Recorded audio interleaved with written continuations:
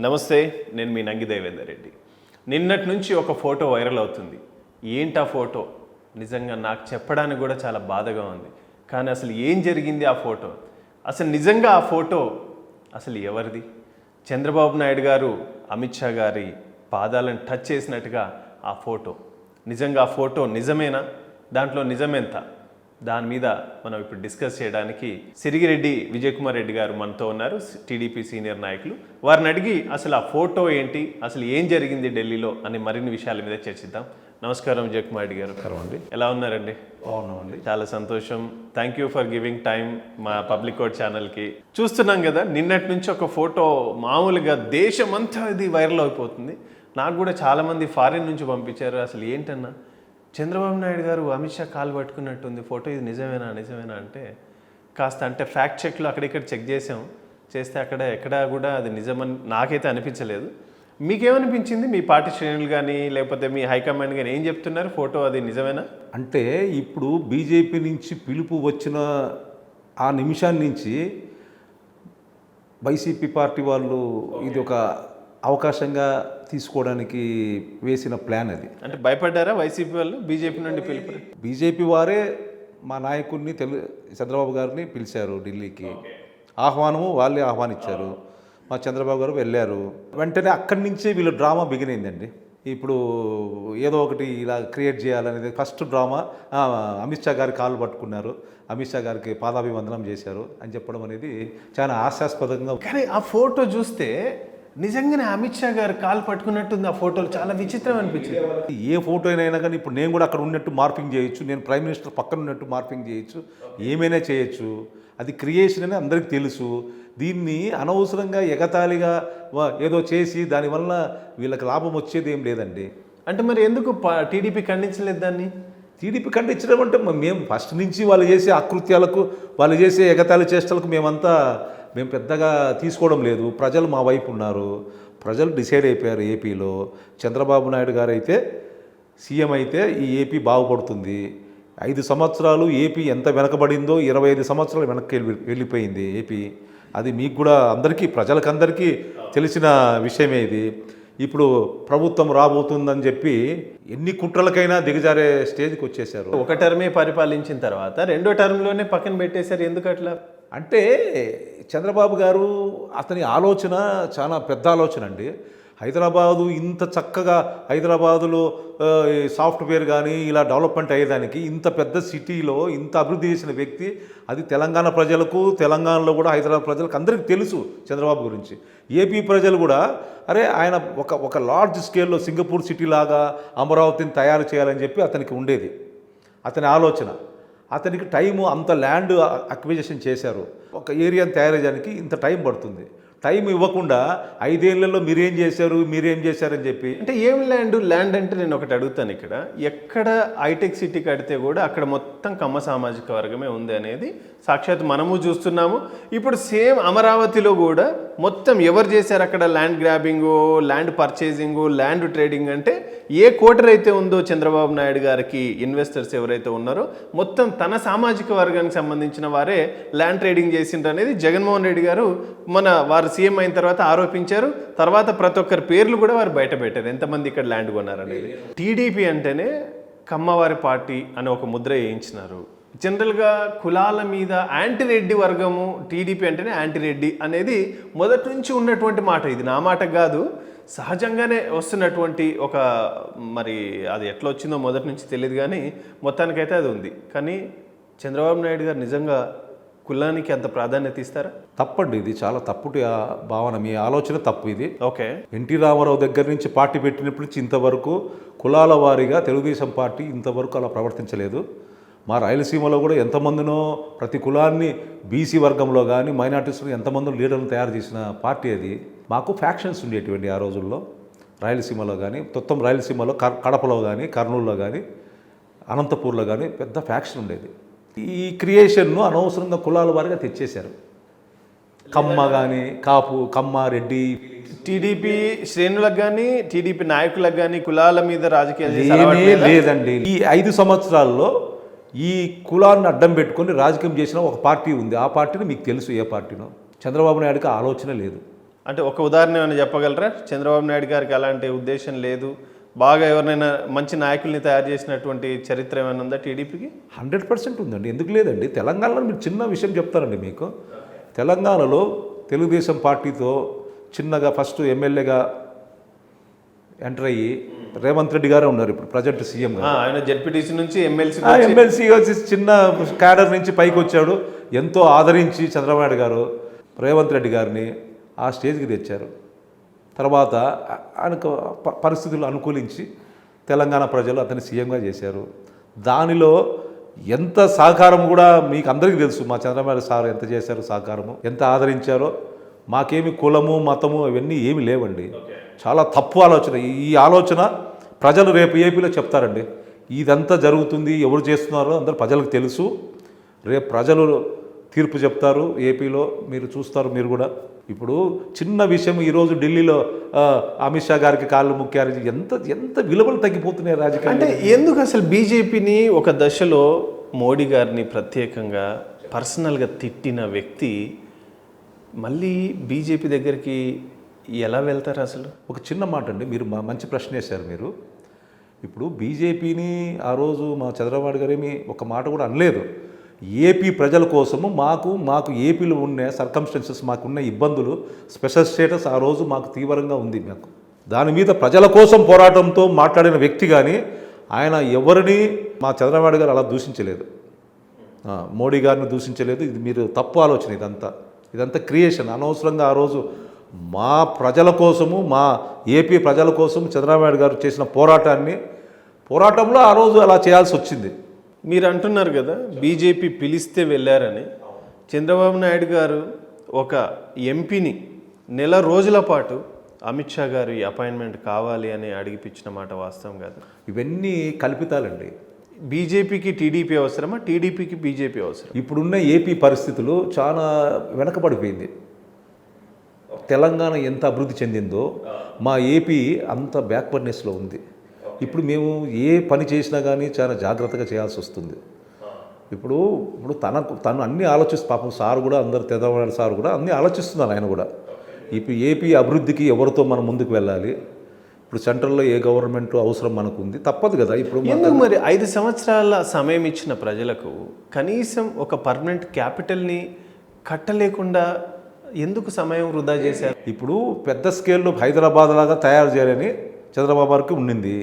దానికోసం అని చెప్పి ఆయన చక్కగా, మీరు మేము ల్యాండ్ పుల్లింగ్ చేశాము, ఇంత ఎందుకు చేశారు మీరు అడిగారు ఇప్పుడే. అవును, 44,000 ఎకరాలు ఎందుకు చేస్తామంటే మనకు కూడా ఒక సిటీ ఉండాలి. ఏపీలో ప్రజలందరూ అక్కడ సాఫ్ట్వేర్ కంపెనీలు హైదరాబాద్కి ఎలా వచ్చాయో మాకు కూడా ఏపీలో అమరావతికి కూడా అలా రావాలని చెప్పి ఆయన లార్జ్ స్కేల్లో సింగపూర్ను ఒక మోడల్గా తీసుకొని తయారు చేయాలని చెప్పి తయారు చేశారు.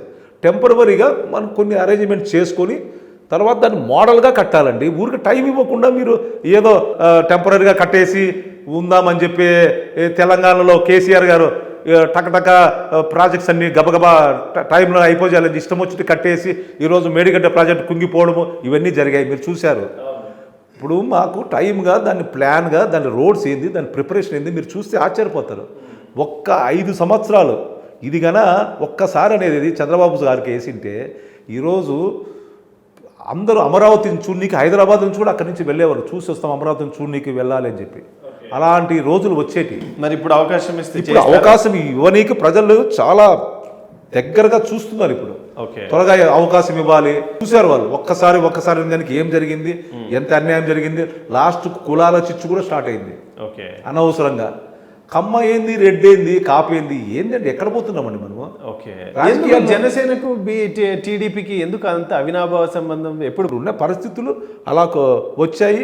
ఇప్పుడు పాపం పవన్ కళ్యాణ్ గారు కూడా బ్రదరు చక్కగా చంద్రబాబు గారితో ముందుకు వెళ్ళి చెయ్యాలి, అందరం కలిసి ముందుకు వెళ్ళాలని చెప్పి. మరి 2019 ఎలక్షన్లో వారితో ఎందుకు కలవలేదు? ఆ రోజుల పరిస్థితులు అలా ఏదో, అంటే కాపులు దూరం అయిపోతే కమ్మ వాళ్ళకి ఇబ్బంది అవుతుంది అర్థమైందా? దాంతో కాదు అలా కాదు, అంటే ఇది చెప్పండి, కాపులు దూరం అయితే కమ్మ వాళ్ళకి ఇబ్బంది కాదు. దేవేందర్ గారు మీరు కూడా, ఎందుకంటే ప్రతిసారి కాపులు మళ్ళా కమ్మ. ఇప్పుడు చంద్రబాబు నాయుడు గారు, జైలుకి పోయినప్పుడు పవన్ కళ్యాణ్ గారు వచ్చి నేనున్నాను అని చెప్పి అన్నప్పుడు ఇదే చాలామంది కమ్మలు ఎవరు ఆయన మనకున్నాడని చెప్పడానికి ఏంటి అసలు అంటే పవన్ కళ్యాణ్ ఎంత మన కోసం మీడియా ముందు కాదు మీరు ప్రతిసారి ఓటు పడతారు కమ్మలు అవి రాకూడదండి. ఎలా మాట్లాడతారు మీరు?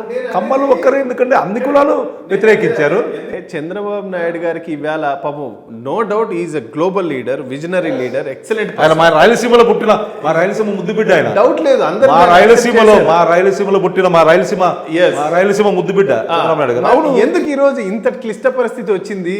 చంద్రబాబు నాయుడు గారు కోటరీని నిర్మాణం చేసుకోలేకపోయాడు, కనీసం నెంబర్ 2 లీడర్ని తయారు చేసుకోలేకపోయాడు పార్టీలో అనేదే కదా ఈరోజు చర్చ. అంటే నెంబర్ 2 పార్టీ మేమేమి అలాగా శాసించి మేము ముక్కుసూటిగా లేకపోతే ఏకచక్రాధిపత్యంగా మేము నాదే సాగాలని చెప్పే తత్వం కాదు మా నాయకుడికి. ఓకే, అంటే నెంబర్ 2 లీడర్ని తయారు చేసుకోకపోవడం ఏంటి? నెంబర్ 2 లీడర్ ఎందుకు తయారు గారండి? తనకి ఇంకా ఆ శక్తి ఉంది, చేస్తున్నారు, ఆటోమేటిక్గా వచ్చేస్తారండి నెంబర్ 2. ఇప్పుడు మొన్న చంద్రబాబు నాయుడు గారు జైలుకు పోయినప్పుడు పార్టీని ఎవరు నడిపారు? చంద్రబాబు జైలు పెట్టి మా లోకేష్ గారు చక్కగా పాదయాత్ర చేశారు. ప్రజల్లో ఎంత స్పందన వచ్చింది. ఇప్పుడు అందరూ మా లోకేష్ గారిని ఏదేదో మాట్లాడారు. ఇప్పుడు చూస్తున్నారు కదా మీరే, ఏ మీటింగ్ పెట్టా కానీ మా లోకేష్ గారికి విపరీతమైన ప్రజాస్పందన చూస్తున్నారు మీరు. ప్రజల్లో ఎంత ప్రేమతో పరిణతి చెందాడా లోకేష్? 100% అంటే చాలా మార్పు వచ్చింది. ఆయన కూడా పాదయాత్ర చేయడం వలన అతనిలో ప్రజల్లో ఏమేమి జరుగుతున్నాయి, ప్రజల్లో ఏమేమి బాధలు ఉన్నాయి అన్ని గ్రహించారు. అందుకోసం సహజంగా ఏమంటారంటే రాహుల్ గాంధీ గారు లోకేష్ గారు ఇద్దరు బ్రదర్స్ లాంటి వాళ్ళు అన్నట్టుగా అంటుంటారు సహజంగా. తప్పండి బ్రదర్స్ లాంటి వారు అంటే అవన్నీ తప్పు మాట అండి. ఎవరికైనా రాజకీయాలలో వారిలో ఉన్నటువంటి ఈ విమర్శ చచ్చిందే ఒక వర్గం అండి, అనవసరంగా క్రియేట్ చేసి ఒక వర్గము అనవసరంగా కొందరు మనుషులు ఇది క్రియేట్ చేసి ఏదో ఇలా క్రియేట్ చేయడం వల్ల వాళ్ళు లాభపడేదానికి చేసిన క్రియేషన్ తప్ప చాలా తప్పండి, చాలా తప్పు. ఇప్పుడు కులాల మీద కులాల అభిమానం ఉంది మనుషులకు, నాయకుడికి అనేది చాలా తప్పు. మా నాయకుడికి అలాంటి అలవాటే లేదు. ఆయన గుర్తించి మా లాంటి వ్యక్తిని ఈరోజు రాయలసీమలో నన్ను కొన్ని విషయాలకు సమన్వయకర్తగా నన్ను పంపిస్తా నేను చూస్తున్నా కదా. నేను సార్కి అలాంటి భావనే లేదు. ఏదున్నా ఆయన యథార్థంగా మాట్లాడతాడు, క్యాపబిలిటీ చూస్తాడు, మనిషి యొక్క కెపాసిటీ చూస్తాడు, అక్కడ లోకల్ లీడర్ యొక్క పరిస్థితులు చూస్తాడు, అన్ని గమనిస్తారు. మా కార్యకర్తలు చాలా స్ట్రాంగ్ ఉన్నారు. మీరు పులివెందుల అంటే మేము కడపకు వచ్చాము. ఆ రోజుల్లో కడపలో సెటిల్ అయ్యాము మేము. ఆ రోజు మా తాతగారు ఎంపీగా చేశారు, కందులూరు గారు. మా ఫ్యామిలీ అంతా అందరం స్ప్రెడ్ అయిపోయాము. తలా టీడీపీలో ఇప్పుడు మా వాళ్ళు కూడా సైలెంట్ అయిపోయారు. అంతా బిజినెస్లో ఉన్నాం మేమంతా. ఇప్పుడు నాకు ఇంట్రెస్ట్ ఉంది కాబట్టి కొద్దిగా నేను బిజినెస్లో ఉన్నాను. నేను కూడా రియల్ ఎస్టేట్ బిజినెస్ చేస్తున్నాను హైదరాబాద్లో. నేను కొంచెము సేవ చేయాలి ప్రజలకు అనే నాకు భావన ఉంది. నాకు ఒక అది ఎందుకో పిచ్చి ప్రజలకు ఏదో చేయాలని తపన. మీరు సేవ అంటే నాకు ఒకటి గుర్తొచ్చింది. మీరు చాలామందికి పోలీస్ డిపార్ట్మెంట్ ద్వారా సహాయం చేస్తుంటారంటారు. అసలు మీకు పోలీస్ డిపార్ట్మెంట్కి ఏంటి అంటే? అలా కాదండి. ఇప్పుడు మేము హైదరాబాద్లో ఎప్పటి నుంచో ఉన్నాము. కొంచెం మాకు ఇక్కడ పరిచయాలు, డిపార్ట్మెంట్లో పోలీసు ఆఫీసర్స్ కొంచెం మాకు బంధుత్వం ఉంది. అందరు డీజీపీ లెవెల్ వరకు కొంచెం బంధుత్వం ఉంది. దాన్ని నేను వచ్చిన మన వాళ్ళకు, మా ఏరియా వాళ్ళకి ఎవరైనా వస్తే నేను ఏదో సాయం చేస్తుంటాను. ఏదో హెల్ప్గా ఇక్కడ నన్ను అందరూ ఎవరు వస్తుంటారు, నన్ను అడుగుతుంటారు. దానికి హెల్ప్ఫుల్గా నేను ఏదో మా వాళ్ళు ఇక్కడ రాయలసీమ వాళ్ళు ఇక్కడ ఉన్నారు, వాళ్ళకి ఏదో నేను చేదోడు బాగా హెల్ప్ చేస్తుంటాను వాళ్ళకి కూడా. సో మొత్తానికి ఆ ఫోటో మార్ఫింగ్ ఫోటో అంటారు. మార్ఫింగ్ కాక మరీ మీరు అన్యాయంగా దాన్ని ఎర్లీ మార్నింగ్ ఈరోజు అందరికీ క్రియేట్ చేసి ఫేస్బుక్లో మీరు ఏదో పెట్టేసి ఏదో జరుగుతుంది, మాకేదో లాభం వస్తుంది, చాలా తప్పండి ఇది. ఏపీలో ప్రజలు డిసైడ్ అయిపోయారు, నాయకత్వం మార్పు కోరుతున్నారు.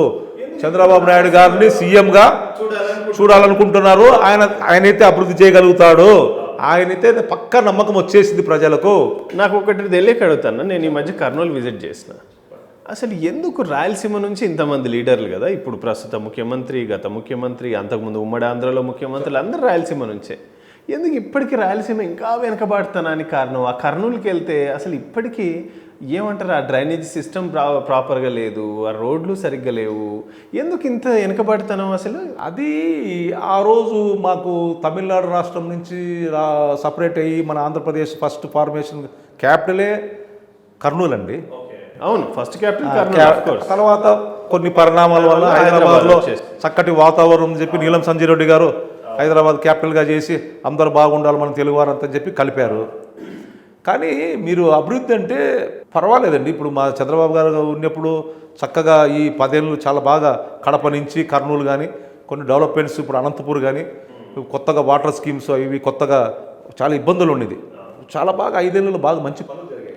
అప్పుడు 10-15 ఏళ్ల క్రితం కూడా అప్పుడు సత్యబాబు గారు పుట్టపర్తి నుంచి అవునండి. చాలా నిధులు మా గుణం ఏంటంటే, మా రాయలసీమ వారి గుణం ఏంటంటే, మేమొక్కరం బాగుండాలని కాదు, మేము అందరూ బాగుండాలనేది మా గుణం. అది మాకు ఫస్ట్ నుంచి మేము మా నమ్ముకునే వాళ్ళకు ఏదో చేయాలని తపన. మా వాళ్ళు ఇంతమంది సీఎంలుగా ఉన్నారంటే మీరు కూడా గమనించండి. మేము ఎప్పుడు మా ఏరియా బాగుపడాలి, కడప బాగుపడాలి అనుకుంటే మేము ఎంతే చేసుకునేవాళ్ళం. కర్నూలు బాగుపడాలంటే ఆయన విజయభాస్కర్ రెడ్డి గారు సీఎంగా ఉన్నారు. ఇప్పుడు రాయలసీమ బాగుండాలంటే చంద్రబాబు గారు సీఎం ఉన్నారు, వైఎస్ రాజశేఖర గారు కూడా సీఎంగా చేశారు. మాకు అందరూ బాగుండాలన్న తత్వంగా పనిచేశారు. ఇప్పుడు ఇక్కడ స్వార్థం లేకుండా హైదరాబాద్ను ఇంత అభివృద్ధి చేసి మేమంతా హైదరాబాద్లోనే ఉండాలా, మనం అందరం కలిసి ఉన్నాం కదా అని హైదరాబాద్ను అభివృద్ధి చేశారు. ఇంత అభివృద్ధి జరగడానికి కారణం ఆ రోజు సీఎంల సహకారం కూడా ఉండింది కదా. అసలు ఎందుకు రాయలసీమలో పుట్టినటువంటి చంద్రబాబు నాయుడు గారు మా రాయలసీమ ముద్దు బిడ్డ అన్నారు ఇందాక, మరి ఎందుకు రాయలసీమలో కనీసం పట్టుమని ఒక 10 సీట్లు గెలవలేకపోయారు మీరు మొన్నటి ఎలక్షన్లో, గత ఎలక్షన్లో? మీరు ప్రజల్లో ఒక రకమైన భావన మమ్మల్ని కలగజేసి మా పార్టీని అనవసరంగా మన డిఫేమ్ చేసి అనవసరంగా ఇచ్చేశారు. అది ప్రజలకు కూడా తెలుసు మేమేం తప్పు చేశారు. ప్రజలు ఇప్పుడు రియలైజ్ అయ్యారు ప్రజలు. సో ఇప్పుడు బీజేపీని దూరం చేసుకుంటే మనకు మనుగడ సాగదు అన్న ఒక ఉద్దేశంతో బీజేపీకి దగ్గర అవుదామని చూస్తున్నారు. 2019లో జనసేనకు దూరం అవటం ద్వారా మనం అధికారం కోల్పోయామని జనసేనకు దగ్గర అవుతున్నారు. అంటే ఇవన్నీ చూస్తే ఏంటంటే మనకు మిత్ర బృందం అనేది బలంగా ఉంటే మనం అధికారంలోకి వస్తామనేది చంద్రబాబు నాయుడు గారికి అర్థమైందని అనుకోవచ్చా? రాజకీయంగా స్వశక్తిగా మా తెలుగుదేశం పార్టీకి శక్తి ఉందండి. ఉన్న యథార్థం చెప్తున్నాను మీకు. తర్వాత మిత్రులు వస్తారు, మాతో కలుస్తారు. మిత్రబృందంతో సార్ కూడా ఆయన తత్వం ఎలాగంటే మా చంద్రబాబు సార్ గారిది, ఆయన అందరినీ కలుపుకొని పోవాలా. ఇప్పుడు రాష్ట్రం కోసము ఆయన ముందు చూపు ఆలోచిస్తారు. చంద్రబాబు గారు ముందు చూపు ఆలోచిస్తారు. ఆయన మనకు ఏది ఇలా వెళ్ళడం వల్ల ఇలా మంచి జరుగుతుంది, రాష్ట్రానికి ఇలా జరుగుతుంది అని చెప్పి ఆయన ముందు చూపు ఆలోచనతో ఏదైనా ముందుకెళ్తారు. అంతేగాని మేమేదో భయపడి మా తెలుగుదేశం పార్టీ భయపడి మాకు అనేది ఏమి ఉండదు. అంటే జగన్మోహన్ రెడ్డి గారిని ఢీకొనేంత ఆ స్థాయి క్యాడర్ ఇప్పుడు ఏం మాట్లాడతారండి మీరు? అసలు ఈ మాటలు అసలు ఏపీ ప్రజలు వెయిట్ చేస్తున్నారండి. రాయలసీమ కానీ, ఆంధ్ర కానీ, కోస్తాంధ్ర కానీ ఈరోజు వెయిట్ చేస్తున్నారు. కోస్తాంధ్రలో మీకు బలం ఉందా? బలం ఉందేందండి, మామూలుగా కాదండి. ఒక వేవ్ నడుస్తుంది, ఉప్పెరలాగా వస్తుంది. ఇప్పుడు మీరు గమనించండి, శ్రీకాకుళం నుంచి తిరుపతి దాకా మీరు చూడండి, రేపు ఎలా ఏం జరిగిపోతుందో మీరు చూడండి. ఎన్ని సీట్లు వస్తాయో, ఎన్ని వస్తాయి అనుకుంటున్నారు విజయ్ కుమార్ రెడ్డి? మేము 25 నుంచి 40 దాకా రావచ్చేమో అనుకుంటున్నాము వైసీపీ పార్టీకి. అక్కడ ఉండే వాతావరణం, నేను అన్ని మీటింగ్స్కి వెళ్తున్నాను, చూస్తున్నాను కదా. ఇప్పుడు ప్రజల్లో ఏం మాట్లాడుతున్నారు అనేది మేము తిరుగుతున్నాం. సామాన్య ప్రజలతో తిరుగుతాను నేను ఎక్కువ హై లెవెల్ చూడను, కింది లెవెల్లో చూస్తాను. వాళ్ళు ఏం మాట్లాడుకుంటున్నారు. అభివృద్ధి పక్కన పథకాలు ఇవ్వడం కాదండి, ప్రజలను పథకాలు ఇవ్వడం వల్ల కాదు. అరే ఏమి చేయాలా, రాష్ట్రానికి కూడా ఏం ముందుకు వెళ్ళాలని చెప్పి చూడాలా. ఒక అభివృద్ధి లేదు కదండి, మరీ అన్యాయంగా పిల్లలకు జీవితాలు లేవండి ఏపీలో. ఇది చాలా బాధేస్తుంది నాకు. అందరికీ అన్నం పెట్టిన ఆంధ్రదేశము ఈరోజు అన్నం కోసం ఎదురు చూస్తుంది. ఆ ఊరికి పోయి బతుకుదామా, ఈ ఊరికి పిల్లలకు జీవితాలు లేవండి. చదువుకుంటే అమెరికాకు వెళ్ళాలా, లేకపోతే హైదరాబాద్కి రావాలా, బెంగళూరుకి పోవాలా, ముంబైకి పోవాలా, ఈ ఆలోచనలు ఉన్నారు పిల్లలు. అరే ఏపీలో కూడా మనకు ఒక రాష్ట్రం ఉంది, మాకు ఇండస్ట్రీ వస్తుంది. ఇప్పుడు మా చంద్రబాబు నాయుడు గారు అనంతపూర్లో ఎంత చక్కగా కొట్లాడి తెచ్చారండి ఆయన. పాపం ఈరోజు అక్కడ 10,000 మందికి 10,000 మంది వల్ల ఒక 50,000 మంది చుట్టూ ఉపాధి కలిగింది అక్కడ. లేకపోతే అది వెనకబడే ప్రాంతము, హిందూపూర్ దగ్గర అది చాలా వెనకబడే ప్రాంతం అండి. అక్కడ చక్కగా ఈరోజు అంత ఇండస్ట్రీ అట్లా వెళ్తుంటే మీరు బెంగళూరుకి ఎప్పుడైతే కారులో చూడండి, మీరు అక్కడ బయట చూస్తే ఆ ఇండస్ట్రీ, ఆ వాతావరణం, అలాంటి ఎన్నో సంస్కరణలు, ఎన్నో ఇండస్ట్రీస్ తేవాలని ఆయనకు తపన ఉండింది. ఆయనకు టైం ఇవ్వకుండా, ఆయనకు చంద్రబాబు గారికి టైం ఇవ్వకుండా ప్రజలు ఏదో ఆలోచనతో పొరపాటు చేశారు అంతే. ఆ పొరపాటు సరిదిద్దుకోనికి ఇప్పుడు ఈరోజు ప్రజలు ఏపీలో ఈ 68 రోజులు వెయిట్ చేస్తున్నారండి. ఎప్పుడు వస్తుందా, ఈ రోజులు ఎప్పుడు గడుస్తాయని చూస్తున్నారు. అలాంటి అయ్యో రామా అని చెప్పి చూస్తున్నారు ప్రజలు. ఎప్పుడు ఈ బాధ నుంచి మనం బయటపడతామని ఉన్న యథార్థం చెప్తున్నాను మీకు. సో ఫైనల్గా చెప్పండి, టీడీపీ అధికారంలోకి వస్తుంది అంటారా? ఇంకా మాట్లాడేది ఏం లేదండి. వైఎస్ఆర్సీపీకి 24 సీట్లు వస్తాయంటారు. 24 నుంచి 40 లోపల. సో జనసేన మీతో ఉంటుందంటారు? మాతో ఇప్పుడు సహకరించి అందరూ వస్తున్నారు ముందుకు. సో విజయ్ కుమార్ రెడ్డి గారికి పిలిచి కడపలో పోటీ చేయాలి, లేకపోతే జగన్మోహన్ రెడ్డి మీద పోటీ చేయాలంటే పోటీ చేయడానికి సిద్ధంగా ఉన్నారా? ఒకటి ఇప్పుడు మేము రాజకీయాలకు దూరంగా ఉన్నాము. నేను ఇప్పుడు రాజకీయంలో జస్ట్ సేవ, నేను పార్టీ కోసం అని చెప్పి నేను చేస్తున్నాను, వర్క్ చేస్తున్నాను. నేను నాకు ఏ పదవి నేను వద్దని చెప్పి ముందే ఎందుకంటే మీ కుటుంబం రాజకీయ నేపథ్యం ఉన్నటువంటి కుటుంబం కనుక నేను బిజినెస్ చేసుకుంటున్నాను. నేను సహకరిస్తున్నాను ఇప్పుడు అందరికి ఉన్న లీడర్లకు. నేను అందరికీ ఈ వేలో ఎట్లా ఉండాలని చూస్తున్నాను. ఇప్పుడు ఆ కర్నూలు కానీ అనంతపూర్ కానీ, ఇప్పుడు మా జేసీ పవన్ గారు ఉన్నారు, ఇప్పుడు కర్నూలులో ఇప్పుడు అందరు లీడర్లు ఉన్నారు. సమయం కోసం నేను తిరుగుతున్నాను, పార్టీ కోసం సేవ చేస్తున్నాను. నేను ఆయన్ని దగ్గర నుంచి చూశాను, చంద్రబాబు నాయుడు గారిని. జేసీ పవన్ గారు యాక్టివ్ పాలిటిక్స్ లో ఉన్నారా? వాళ్ళ ఫాదర్ ఏం గారు చెప్తున్నారండి మీరు? వాళ్ళ జిల్లాలో శాసించినటువంటి శాసించడం వేరండి. వాళ్ళు ఎప్పుడు రాజకీయాల్లో ముందుండి ప్రజలకి చేయాలనే తపనున్న గల వ్యక్తులు వాళ్ళు కూడా. కానీ జేసీ పవన్ గారు అందుబాటులో లేదండి, ఇది తప్పండి, తప్పు భావం అనేది. ఆయన ఎప్పుడు కూర్చుని హైదరాబాద్లో ఉన్నా కానీ మొత్తం అనంతపూర్ నుంచి మొత్తం కార్యకర్తలు వస్తుంటారు. ఆయన ఎక్కడ కూర్చొని అన్నీ ఆలోచిస్తుంటారు. ఆయన అనంతపూర్కి వెళ్తుంటారు. ఆయన ఎందుకంటే ఎక్కువ కనపడరు అంతే. ఆయనకున్న నెట్వర్క్ అనంతపూర్లో నేను ఇంతవరకు చూడలేదు. ఆయన ఎంత నెట్వర్క్ చేస్తారు, ఎక్కడ ఏముంది ప్రతి ఒక్కటి తెలుసు అతనికి ప్రతి గ్రామంలో ఎవరున్నారు ఏమి కథ ప్రతి ఒక్కటి తెలుసు. ఆయన మంచి యూత్ లీడర్లో నెంబర్ 1 లీడర్.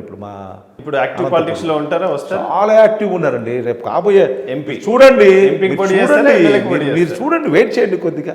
ఈ వారం వెయిట్ చేయండి, వెయిట్ చేయండి, వచ్చి పిలుస్తారు మమ్మల్ని. జేసీ పవన్ గారు ఎంపీకి చేస్తారు, ఎమ్మెల్యేకి చేస్తారు. అవునండి, ఇప్పుడు ఉన్నారు కదా ఇంట్లో. ఇప్పుడు మా ప్రభాకర్ రెడ్డి అంకుల్ ఉన్నారు, వాళ్ళ అబ్బాయి ఉన్నాడు, అస్మిత్ ఉన్నాడు, ఇక్కడ ఉన్నారు, ఇప్పుడు అందరు ఉన్నారు. ఇప్పుడు సమీకరణలు బట్టి ఉంటాయండి. ఇప్పుడు మా పార్టీలో అలా ఉండదు కదా సమీకరణలు. ఇప్పుడు అన్నీ ఉన్నాయి. ఇప్పుడు పార్టీలో ఇప్పుడు మాకంతా స్నేహితులంతా ఉన్నారు కదా, అందరినీ సమీక్షించి మా చంద్రబాబు గారు చూసి ఎలా ఆదరిస్తే అలా ముందుకెళ్తారు. అంతే కదా మరి. ఈసారి మటుకు ఉన్న యథార్థం ప్రజలు వెయిట్ చేస్తున్నారు. మీరే చూడండి, ఈ 65 రోజుల తర్వాత ఏమవుతుందో మీరే చూడండి. సో ఇది విజయ్ కుమార్ రెడ్డి గారి మాటల్లో ఫోటో టోటల్గా మార్ఫింగ్. అధికారంలోకి రాబోతున్నాము, తప్పకుండా జనసేన, టీడీపీ, తర్వాత బీజేపీ మద్దతుతో కలిసి మేము జగన్మోహన్ రెడ్డిని ఓడించే ప్రయత్నం చేస్తున్నాము. ప్రజలు మా వైపే ఉన్నారు, మాకే అధికారం ఇవ్వబోతున్నారు 68 రోజుల్లో అని చెప్పి వారు ముక్తాకటంగా చెప్తున్నారు. సో చూద్దాం ఏం జరుగుతుంది. ఇంకొద్ది రోజుల్లో ఎవరు ఎలాంటి పొత్తుల్లో వస్తారు, ఎవరు ఎక్కడి నుంచి పోటీ చేస్తారంటటువంటిది మరికొద్ది రోజుల్లోనే ఈ అంశాలకన్నింటి కూడా, ఈ ప్రశ్నలకన్నింటి కూడా మనకు సమాధానాలు దొరుకుతాయి. సో ధన్యవాదాలు విజయ్ కుమార్ రెడ్డి గారు for giving time to public court news. Thank you. చూస్తూనే ఉండండి పబ్లిక్ కోర్ట్ న్యూస్.